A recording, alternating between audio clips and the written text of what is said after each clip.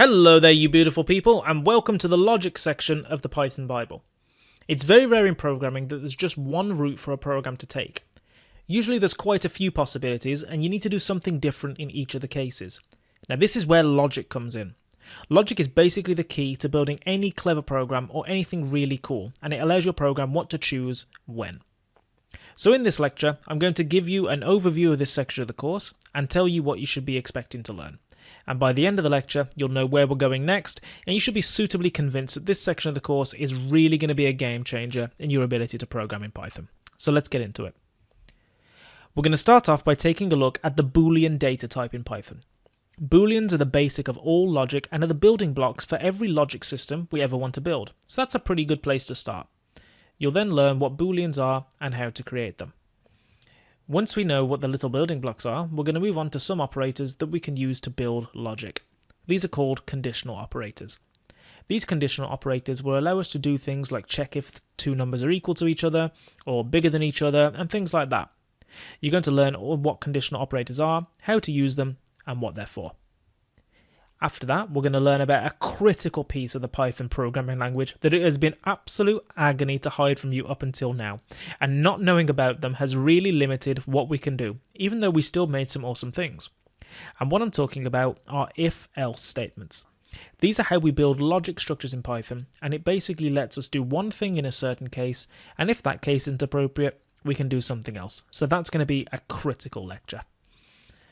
Then you're going to learn about special keywords such as not, or, and well, and that will make your logic more readable, more controllable, and more powerful.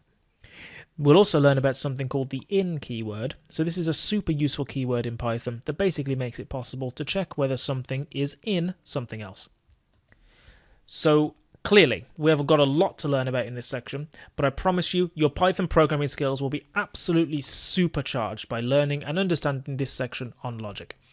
It's almost impossible to think of a program that doesn't use logic in the real world, so understanding this section is absolutely critical to being a top-notch Python programmer. So hopefully you're suitably excited and committed to learning all about logic in Python, and in the next lecture, we're going to kick off by learning about Booleans, which are logic's building blocks. So I'll see you in the next video. Hello there, you beautiful people, and welcome to this lecture on Booleans and comparison operators. So what the heck is a Boolean? Well, Booleans are the building blocks of logic systems, and by learning about them, we pave the way for us to learn much more complicated things down the road. So in this lecture, you're going to learn what a Boolean is and how to create one, and you're also going to learn about comparison operators that allow us to compare two pieces of data and determine something logical about them. So for example, is x bigger than y, or is y equal to z, for example? Those would be some examples where you would use a comparison operator. So by the end of this lecture, you're going to know all about creating Booleans and using comparison operators to get your logic systems up and going. So let's get going. Okay, so what the heck is a Boolean? Well, Booleans are very simple data types and can basically only have two values, true and false. So let's go ahead and create a few Booleans. Let's say we had B is equal to true and C is equal to false. Pretty easy, right? So you can see here that idle has helped us out by turning the Booleans yellow so that we know that we've actually entered a valid value. Now, a common mistake is to spell Booleans all lowercase. So, for example, to have D is equal to true in lowercase like this. Now, you can see that that actually hasn't gone yellow. So if I try that, we're going to get an error, a name error saying true is not defined. So Python's actually looking for a variable called true, which doesn't exist, obviously. But if I did D is equal to true with a capital letter, that will work absolutely fine. Another common mistake that happens amongst beginners is that sometimes they type, let's say we had E, you type true within some quote marks like this. So yes, that is a text that says true, but if you look at the type of E, it's actually a string, whereas we want, like take B, we want bool, right? Type Boolean. This is just a string with the text true inside of it, whereas this is actually a completely different data type. It's a Boolean. This is just a string with the word true in it. So you need to understand that Booleans are a data type in their own right, just like strings, integers, floats.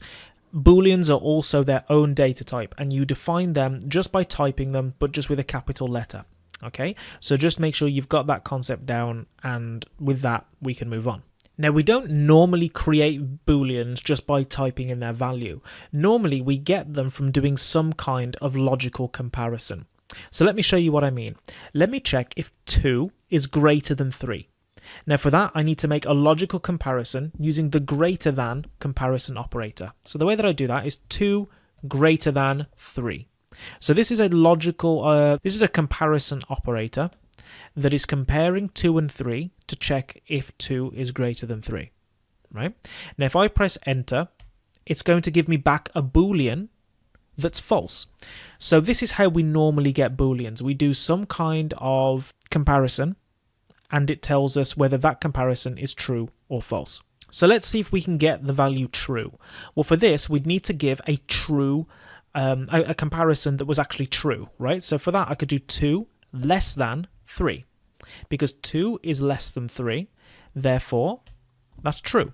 Okay, so if I just check the type of 2 less than 3, we see it comes back with a Boolean, because Python is going to evaluate this expression and it's going to give back a Boolean value. So you can see by doing these comparisons, this is actually how we create Booleans normally, rather than just typing them out like we did at the beginning of the video. So we now have got some idea of how we can check whether a number is greater than another. We can check whether a number is less than another. How do we check if they are equal? Well, let's say I wanted to check if 2 was equal to 3, which of course it isn't, but just bear with me. So what we need for this is the equality operator. So now if I tried to just type 2 equals 3, it's going to give us an error, because we here have used the assignment operator, right? We've tried to assign 3 to 2, and it says you can't assign to a literal. You can't just make a number equal to another number. That doesn't make any sense. So to check for equality, we need to have the equality operator. And the equality operator is just 2 equal signs together. Okay, so this is an operator in its own right. So now we're checking, is 2 equal to 3? Is it equal to 3? And if we do that, it's going to tell us false, because that's not the case. Whereas if I did 3 equal, is 3 equal to 3 using the equality operator, then what that's going to give is true. So that worked absolutely fine there. So how can I check if 2 things are not equal to each other? Well, for that, I use the not equal to operator. So what's that look like? Let me just get some space here. Okay, so if the way that you do that is an exclamation mark, then an equals. This means not equal, not equal. So if I did 2 not equal 3, what do you think that's going to give me? If you guess true, then you'd be correct, okay? Because it is just checking, tell me, is 2 not equal to 3? It's going to say yes, right? Yes, it's not that. Yes, that's correct. So here is true. There's only really 2 other operators that that I need to show you, really, and then we've gone through all the comparison operators. So there is the greater than or equal to. So let's say if I did 4 is greater than or equal to 3. What do you think that's going to give? If you guess true again, then you'd be correct, because 4 is bigger than 3, so this makes sense. Any number that's greater than or equal to 3 will make sense. So if I did 3 greater than or equal to 3, what will that do? Again, that's going to give true, right? But if I had 2, if I did 2 is greater than or equal to 3, that's going to give false. Now, of course, as you may have guessed, you've also got the less than or equal to. So if I had 4 less than or equal to 3, what's that going to give? It's going to give false, right? But 2 less than or equal to 3 is going to give true, and same as 3. 3 less than or equal to 3 is going to give true. So there we have it. I mean, that's pretty much all there is to know about Booleans and comparison operators. It's more how we use them that actually makes the difference here. We now know that Booleans only have 2 values. They are true and false. And the way that you tend to generate them is by comparing or making a logical comparison between several pieces of data. So there are a few logical comparison operators. There is the greater than, there is the less than, there is the equality operator. Remember this one, it has to be 2 equal signs and not 1. If you just have 1, you're trying to assign the value to what's on the left, which is not what we want. We want to check whether they're equal, so we need the equality operator. You've got the not equal to. The exclamation mark means not, so you've got not equal. You've got greater than or equal to, and you have less than or equal to. So there are 6 of them. And most of them are quite intuitive, right? The only ones that really might trip you up are these 2 here. So yeah, that's all you need to know there. So the thing that really makes these things come to life is what we've got in the next video, and that is the if statement, which we use to build up logical constructs. I'm not going to spoil it, but it basically uses these comparisons to tell the computer which code to execute when. So I have a quick quiz prepared for you right now, just to check your understanding of comparison operators. And after that, we're going to jump right in to learn all about Python's if statement. So I'll see you in the next video.